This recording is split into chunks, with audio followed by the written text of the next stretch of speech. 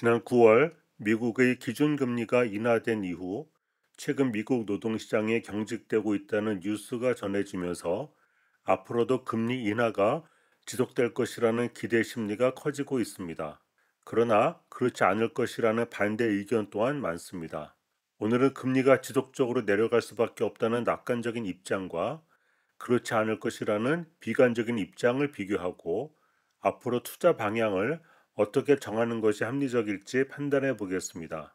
지속적으로 금리 인하를 기대하는 사람들은 트럼프의 관세 정책이 물가 수준을 일시적으로만 상승시킬 뿐이고 중장기적으로 물가 자체에는 대세적인 영향을 미치지 않을 것이므로 결국 금리 인하가 계속될 수밖에 없다는 낙관적인 전망을 하고 있습니다.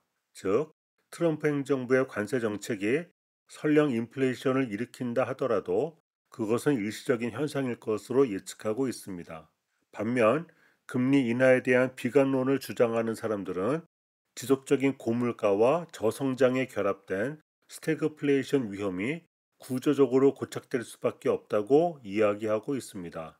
오늘 이야기할 순서는 먼저 이번 관세 정책의 의미를 심도 있게 파악하고 둘째, 금리 인하 낙관론과 비관론의 입장을 살펴보겠습니다. 셋째, 관세 정책이 어떤 변화를 일으키는지 거시경제적인 관점에서 생각해보고 네 번째로 미 연준의 입장을 정리해 보겠습니다. 그리고 마지막으로 우리 투자자의 입장에서 어떤 스탠스를 갖는 것이 합리적인 판단일지 같이 정리해 보겠습니다. 오늘 내용이 다소 복잡하고 길지만 끝까지 시청하는 것을 권하겠습니다. 본격적인 영상 시작 전에 구독과 좋아요를 눌러주셔서 영상 제작에 큰 힘이 되어주세요. 미 예일대학교 부속 예일 예산연구소는 지난 9월 26일에 다음과 같은 전망을 내놓았습니다. 즉 트럼프의 관세 정책으로 인해 미국의 평균 유효 관세율은 약 18%가 될 것이고 이는 지난 1934년 이후 가장 높은 관세율이 될 것이라는 전망입니다. 이미 지난 영상에서도 말씀드렸지만 미국은 지난 1930년에 시행된 스무트홀리 관세법 때문에 1929년에 시작된 대공황이 더욱 부진의 늪으로 빠져들게 된 역사가 있었습니다. 당시의 높은 관세는 국제 무역을 고립시키고 국가 간 협력 체제를 붕괴시키는 결과를 초래했습니다. 그리고 이러한 정치 경제적인 급변은 1939년의 제2차 세계대전과 전혀 무관하다고 할 수는 없습니다. 먼저 금리 인하를 기대하는 낙관론자들의 입장을 살펴보면 인플레이션이 일시적인 현상에 지나지 않을 것이라는 겁니다. 관세로 인한 일시적인 물가 상승으로 소비자 물가 수준을 영구적으로 한 단계 끌어올리기는 하겠지만 그 인플레이션 상승률이 지속되지는 않을 것이라고 주장하고 있습니다. 따라서 연준 의장인 제롬 파월이 관세로 인한 인플레이션을 일시적인 외부 충격 정도로만 판단할 것이며 오히려 현재의 노동시장 약화에 더 집중하게 되어 결국에는 통화정책 완화, 즉 금리 인하를 지속할 것이라고 기대하고 있습니다. 한편 이와 반대되는 입장은 스태그플레이션이 구조화되고 지속될 것이라는 의견입니다. 즉 관세가 생산 비용을 높이는 공급 사이드의 부정적인 충격으로 작동하게 되고 실질 GDP의 성장을 위축시키는 동시에 기대 인플레이션 심리를 장기간 고착화시켜 저성장 고물가, 즉 스태그플레이션 현상을 구조적으로 일으킨다는 것입니다. 따라서 연준의 금리 인하가 지연될 수밖에 없고 심지어는 금리 인상 압력이 추가적으로 발생할 수밖에 없는 상황이 되어 추세적으로 경기 침체를 피하기 어려울 것이라고 예상하고 있습니다.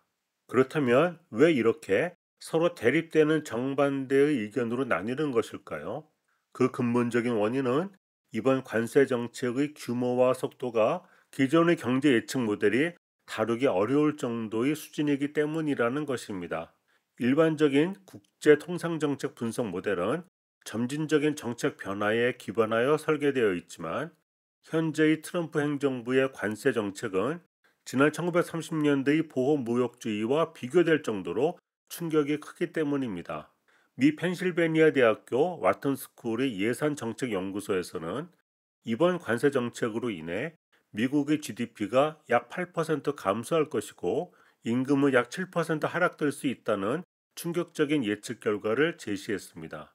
이런 결과가 나온 이유는 트럼프 행정부의 관세 규모가 기존의 시뮬레이션 모델이 합리적으로 예측할 수 없을 정도로 비선형성을 갖기 때문에 나타난 결과라고 이야기하고 있습니다.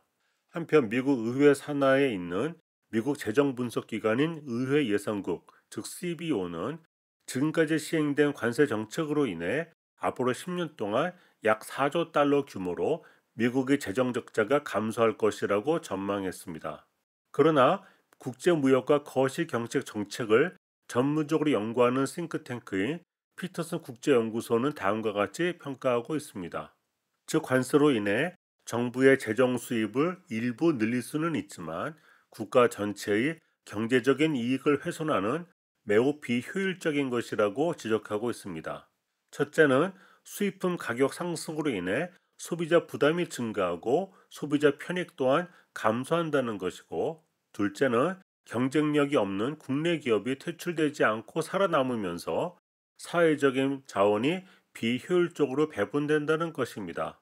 이를 정량적으로 평가하면 그 경제적 손해, 즉 효율성의 손실이 관세 수입의 약 3분의 1에 달한다고 평가했습니다. 따라서 관세는 정부의 재정 수입을 일정 부분 늘려주는 역할을 하지만 경제적 이익을 크게 훼손하는 극도로 비효율적인 세금의 형태를 띠고 있으며, 이로 인해 장기적으로 경제 성장을 둔화시킨다는 것입니다. 다시 말하면 관세는 당장으로서는 정부 수입에 긍정적인 효과를 미치는 재정 정책 기능을 하겠지만 그 경제적인 효율성은 매우 낮다는 것입니다. 그럼 여기에서 관세 정책이 일시적인 현상으로 끝날지 아니면 구조적인 변화를 일으킬지 좀 더 깊이 있게 알아보겠습니다. 조금은 복잡하지만 끝까지 들으시면 경제 안목을 키우는데 큰 도움이 되겠습니다. 관세 정책이 거시경제에 미치는 영향은 단순히 수입품의 가격을 높이는 것을 넘어서 복합적인 경로를 통해 공급망과 수요에 동시에 충격을 가하는 방식으로 나타납니다. 이를 화면과 같이 크게 네 가지 이슈로 구분하여 따져보겠습니다. 먼저 관세는 본질적으로 부정적인 공급 충격을 일으킵니다. 수입품에 대한 관세는 미국 내 기업들이 사용하는 중간재의 비용을 상승시킵니다. 예를 들어 제조업 분야에서는 철강과 알루미늄뿐만 아니라 목재 제품, 주방 가구, 자동차 부품 등 광범위한 상품에 대한 관세가 국내 생산 비용을 높이고 전반적인 생산성을 저하시킵니다. 이와 동시에 관세 정책으로 인하여 형성되는 정책적인 불확실성은 기업의 장기 투자를 망설이게 하고 지연시키는 주된 요인으로 작용합니다. 예를 들어 미국은 국가 안보를 이유로 수입품에 대한 관세를 부과할 수 있도록 규정한 섹션 232 조항을 광범위하게 적용하고 있는데, 이로 인해 적용 대상 품목을 지속적으로 확장할 가능성이 있으며, 이러한 예측 불가능성은 기업들이 신규 프로젝트나 생산 시설의 확장을 위한 의사결정을 주저하게 만듭니다. 이로 인해 무역의 불확실성이 증가하게 되고 단기적인 GDP 감소와 함께 장기적으로는 성장 잠재력을 훼손하게 됩니다. 두 번째로 관세로 인해 소비자 가격이 어떻게 변하게 되는지 살펴보겠습니다.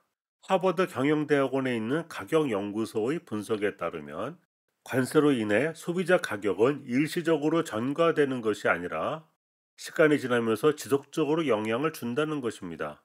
JP 모간 역시 관세의 충격이 소비자 물가지수 CPI나 개인 소비지출 지수 PCE에 완전히 반영되기까지는 2개월에서 4개월 가량의 지연 시간이 필요한 것으로 예상하고 있습니다. 만약 관세로 인한 물가 충격이 단 한 달 만에 급진적으로 가격에 반영된다면 연준은 이를 일회성 가격 수준의 변화로 간주하고 통화 정책 결정에서 비교적 쉽게 무시할 수 있을 것입니다. 그러나 관세로 인한 가격 상승이 6개월 또는 1년 이상에 걸쳐 소비자 가격에 꾸준히 반영된다면 소비자들은 장기간에 걸쳐 높은 물가 상승률을 체감하게 됩니다. 그리고 이러한 지속적인 체감 인플레이션은 장기 인플레이션 기대 심리를 자극하여 임금과 물가가 상호작용하는 악순환의 방아쇠를 당길 위험에 빠지게 됩니다. 세 번째로 미국의 관세 정책에 대한 상대국의 보복 관세에 대하여 알아보겠습니다. 무역 상대국들의 보복 관세는 미국 수출품이 경쟁력을 약화시켜 미국 내 산업에 타격을 주게 됩니다. 특히 미국의 농업 수출 분야는 중국, 멕시코, EU 등의 보복 조치에 취약한 상황입니다. 대표적인 예가 바로 최근에 이슈화가 되고 있는 미국산 대두 수출입니다. 최근 중국의 보복 관세로 미국산 대두의 수출길이 막혀서 미국의 농업이 큰 타격을 입고 있습니다. 결국 미국의 관세가 무역 상대국의 보복 관세와 결합하게 된다면 이는 경제 교역 규모를 축소하게 되어 OECD의 전망처럼 관세가 전 세계 GDP를 위축시키는 결과로 이어지게 됩니다. 마지막 네 번째로 관세로 인해 미국 내 공급망의 비효율성이 증대된다는 것입니다. 관세는 수입품을 비싸게 만들어 미국 내 생산을 유도할 수 있다는 긍정적인 측면도 있습니다.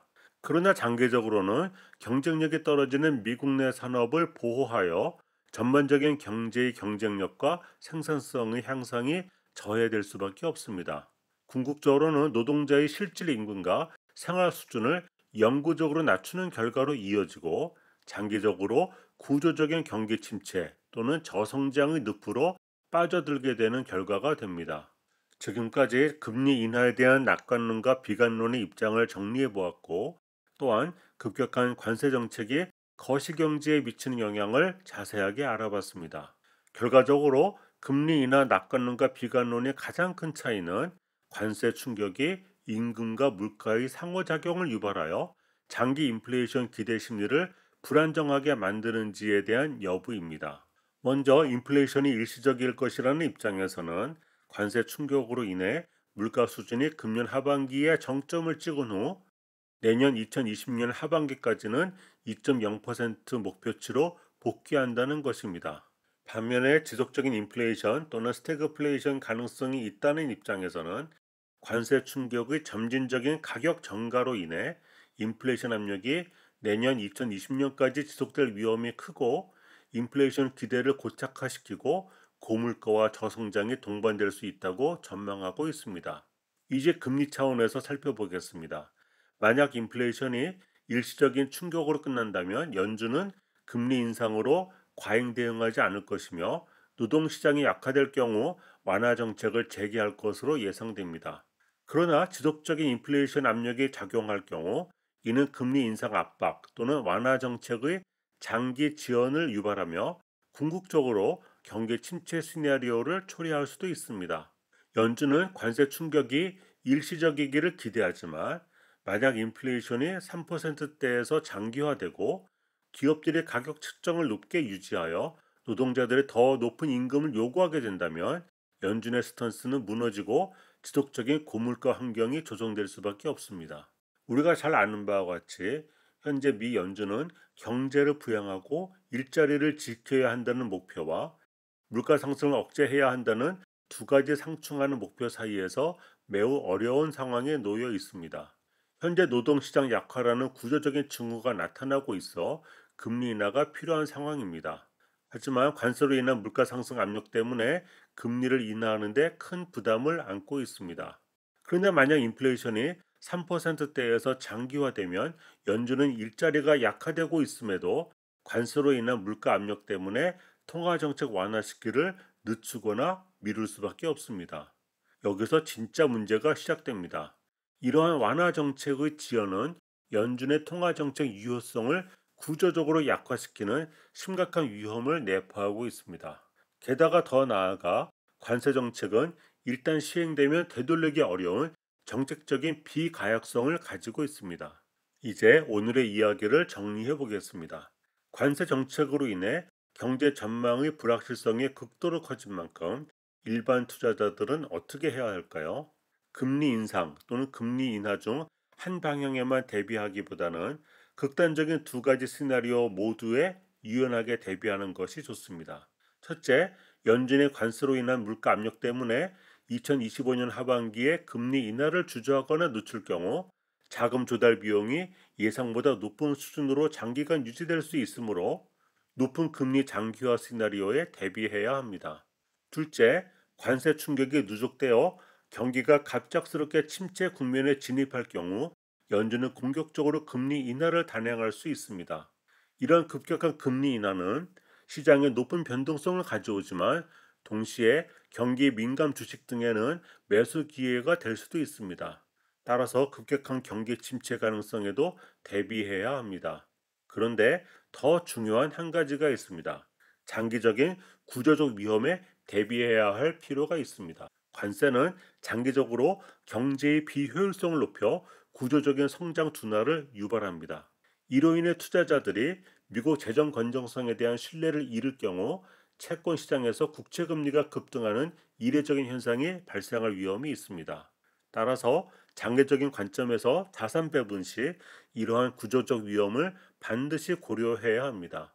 결론적으로 단기적으로는 물가 상승 압력과 경기 둔화 위협이 공존하는 스태그플레이션 환경에 진입했다고 판단하고 단기 금리 변동성에 유연하게 대응하면서도 관세로 인한 장기적인 경제 비효율성, 즉 성장 둔화를 감안한 보수적인 투자 관점을 유지하는 것이 좋겠습니다. 오늘의 이야기는 여기까지입니다. 구독과 좋아요를 눌러주셔서 영상 제작을 응원하여 주시기 바랍니다. 다음에 더 좋은 이야기로 다시 뵙겠습니다.